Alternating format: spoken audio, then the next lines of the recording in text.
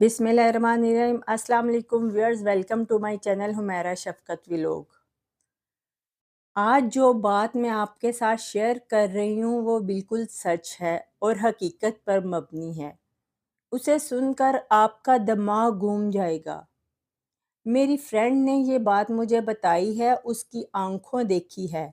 आपने खामोशी से वीडियो फुल वॉच करनी है। अगर आपके पास जवान बच्चे हैं तो प्लीज़ साइड पे हो जाएं। ये 4-5 मिनट की वीडियो शायद आप लोगों और आपके बच्चों के लिए यूज़फुल साबित हो। वालिदैन जिनके बच्चे रिक्शा या वैन में स्कूल जाते हैं, ये वीडियो उनके लिए बहुत ख़ास होने वाली है। आपको चाहिए कि सम टाइम आप अपने बच्चों को चेक करें और ड्राइवर पर नज़र रखें कि आया आपके बच्चे महफूज हाथों में हैं या नहीं। क्या आपको मालूम है कि मैं ऐसी बातें क्यों कर रही हूँ? मेरी फ्रेंड ने मुझे बताया कि मेरा जाना किसी स्कीम में हुआ। आगे मैं उसी की ज़ुबानी आपको पूरी बात बताऊंगी। वहाँ एक कैरी डब्बा टाइप वैन गुजर रही थी। एक छोटी सी, बिल्कुल छोटी सी बच्ची, जो अर्ली एज की जैसे बच्चियां होती हैं, जिनको प्ले ग्रुप में दाखिल करवाया जाता है, ड्राइवर ने उसे गोद में बिठाया हुआ था। हैरानकुन बात ये थी कि अपनी दोनों टांगों के दरमियान उसे बिठाया हुआ था। बच्ची के चेहरे से साफ ज़ाहिर था कि वो बहुत परेशान है और वो इतनी डरी हुई थी कि वो अपना रोना पता नहीं कैसे कंट्रोल उसने किया हुआ था। उस इलाके में मुझे ज़रूरी काम था। मैंने नोट किया कि गाड़ी बहुत स्लो स्पीड में जा रही है। मुझे इस बात पर हैरत हुई कि स्कूल यूनिफॉर्म में बच्ची है और गोद में बिठाई हुई है, वो भी ड्राइवर ने। पहले मैं समझी कि शायद ड्राइवर की अपनी बच्ची हो और उसे घर ले जा रहा हो। अगरचा वैन बिल्कुल खाली थी। दूसरा ये कि कोई बच्चा और कोई वैन में है ही नहीं था। अकेली वही बच्ची वैन में थी और उसको भी गोद में बिठाया हुआ था। फिर मैंने नोटिस किया कि अगर इस ड्राइवर की अपनी बच्ची भी हो तो भी उसे साथ बिठाना चाहिए था, क्योंकि साथ वाली सीट बिल्कुल खाली थी। ना सिर्फ साथ वाली बल्कि पूरी वैन ही खाली थी। मैंने गाड़ी का पीछा करना शुरू कर दिया। चूंकि गाड़ी बहुत स्लो स्लो जा रही थी, मैं भी उसके पीछे पीछे थी। हमारा कोई अगर 3-4 साल का बच्चा हो तो हम यही चाहते हैं कि साथ वाली सीट पे बिठाएं, हमें गोद में ना उठाना पड़े। लेकिन इस ड्राइवर ने तो हद ही कर दी थी। एक तो वो ड्राइविंग कर रहा था, ड्राइविंग के दौरान इतनी कंसंट्रेट होनी चाहिए, तवज्जो, लेकिन मेरा तो दिमाग फटने वाला हो गया। मुझे बताते हुए भी शर्म आ रही है कि जो कुछ मैंने देखा कि ड्राइवर ने शलवार अपनी थोड़ी सी डाउन की हुई है और बच्ची की भी यही कंडीशन थी। मैं आपको इससे ज़्यादा वाज़ा अल्फाज में और कैसे बताऊं? आगे आप खुद समझदार हैं।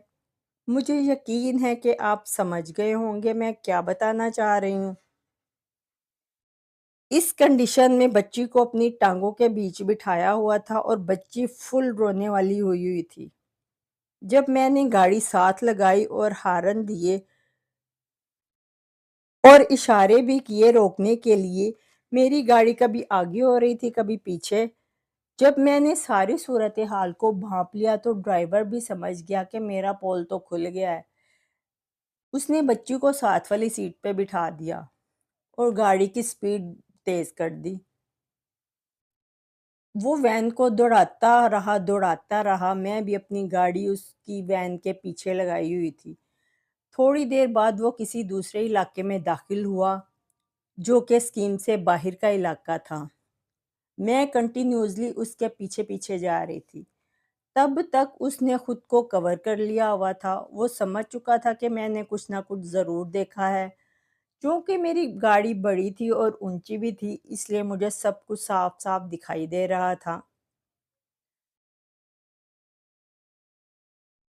वो तो खुद को कवर करके कंफर्टेबल हो गया था। फिर उसने किसी घर की बेल दी, गेट खुला کوئی باہر آیا تو اس نے بچی کو ان گھر والوں کے حوالے کر دیا اور 9 2 11 ہو گیا۔ تھوڑے فاصلے پر میری بھی گاڑی کھڑی تھی۔ چند منٹ گزرنے کے بعد میں نے بھی بیل دی۔ پہلے تو کوئی دروازہ ہی نہیں کھول رہا تھا، لیکن جب دروازہ کھلا تو میں نے بچی کا ذکر کیا۔ وہ کہنے لگے کہ ہماری بچی ہے۔ جب میں نے ان کو ساری صورتحال بتائی، پہلے تو وہ اس بات کو مان ہی نہیں رہے تھے۔ انہوں نے کہا کہ انہوں نے سمجھا ہوگا کہ کوئی بہروپیہ ٹائپ عورت ہے، جیسے اکثر ہمارے معاشرے میں لوٹنے والے آ جاتے ہیں۔ پھر میں نے ان کو بتایا کہ آپ تصور بھی نہیں کر سکتے کہ میں نے جو اپنی آنکھوں سے دیکھا ہے۔ وہ کہنے لگے ہماری بچی اکثر ایسے ہی ڈری ڈری سہمی سہمی سی رہتی ہے اور باقی بچوں کی نسبت بھی گھر دیر سے پہنچتی ہے۔ ڈرائیور سے ہم جب پوچھے تو وہ کہتا ہے کہ باقی بچوں کو بھی گھر چھوڑنا ہوتا ہے، آپ کا گھر اینڈ پہ پڑتا ہے، اس لیے دیر ہو جاتی ہے اور راستے میں بھی رش ہوتا ہے۔ گھر والوں نے مزید بتایا کہ ہم سمجھتے تھے کہ بچی اسکول جانے کی وجہ سے ڈری ڈری رہتی ہے۔ میں نے ان سے پوچھا کہ آپ نے کبھی بچی سے پوچھنے کی کوشش کی ہے یا کبھی اسکول جا کے اس بات کی تشویش کرنے کی کوشش کی ہے، یا کبھی بچی نے آپ کو بتایا ہے کہ میرے ساتھ کیا معاملہ ہو رہا ہے؟ انہوں نے بتایا کہ بچی اکثر بہانہ بناتی ہے کہ میرے پیٹ میں درد ہے، کبھی کوئی بہانہ بنا دیتی کہ آج میری طبیعت نہیں ٹھیک، اس لیے اسکول نہیں جانا۔ ہو سکتا ہے کہ وہ درد اسکول کا نہ ہو، ڈرائیور کا ہو۔ جب میں نے ان کو ساری صورتحال بتائی تو وہ بڑے ڈپریس ہوئے۔ ڈرائیور نے بھی آنا ان دنوں بند کر دیا۔ گھر والوں نے اس تک رسائی کی اور اسے پکڑوایا بھی، لیکن آگے اس کے ساتھ جو ہوا وہ ایک الگ معاملہ ہے۔ میں زیادہ لمبا نہیں جا سکتی تھی کیونکہ یہ کسی کا ذاتی معاملہ تھا اور میری انکوائری سے ہو سکتا ہے کہ گھر والے برا مان جاتے۔ میرا مطلب آپ کو بتانے کا یہ ہے کہ آپ سب لوگ اویئر ہو جائیں۔ بچوں کو صرف یہ نہ بتائیں کہ گڈ ٹچ اور بیڈ ٹچ کیا ہے، بلکہ اس بات کو بہت گہرائی میں لے کر جائیں، کھل کر بتائیں، دوست بن کر بتائیں کہ اگر آپ کے کپڑوں کو کوئی بھی چھیڑنے کی یا ہٹانے کی کوشش کرے تو آپ نے بتانا ہے لازمی۔ یہ ہماری بچیوں کا معاملہ ہے۔ والدین نہیں بتائیں گے تو ان شیطان صرف لوگوں نے ساری شرمیں سائڈ پہ رکھ دینی ہے۔ ہمارا ملک تو پہلے اس معاملے میں بہت بدنام ہے۔ درندہ صرف لوگ بھوکے کتوں کی طرح پھرتے ہیں کہ جلدی سے بس ان کو ان کا شکار مل جائے۔ اس ویڈیو کو جتنا ہو سکے شیئر کریں، ضرور شیئر کریں۔ میرا مقصد بالکل کسی پہ الزام لگانا نہیں ہے۔ بہت سے اچھے اور نیک سیرت لوگ بھی اس دنیا میں موجود ہیں، اور اسپیشلی جو رکشہ اور وین چلانے والے ہیں وہ دیکھ رہے ہوں گے یہ ویڈیو، لیکن یہ ہماری بچیوں اور بچوں کا معاملہ ہے۔ بچے سب کو پیارے ہوتے ہیں۔ مقصد صرف یہ ہے کہ ہمیں معلوم ہونا چاہیے کہ آگے والا بندہ انسان ہے یا حیوان۔ اس بات کی اویئرنس ہونی چاہیے۔ یہ کام سب سے آگے ہونا چاہیے۔ ساری دنیا کے کام ایک طرف، یہ کام بہت ضروری ہے۔ بس کہنا یہ تھا کہ اپنے بچوں کا خیال رکھیں اور ان کے معاملے میں محتاط رہیں۔ اس ویڈیو کو جتنا ہو سکے شیئر کریں۔ اگر آپ کے رشتہ داروں یا ہمسایوں میں بھی کوئی وین یا رکشے میں جاتے ہیں بچے، تو ان کو بھی خبردار کر دیں تاکہ وہ بھی سبق حاصل کریں اس واقعے سے۔ Thanks for watching. اللہ حافظ۔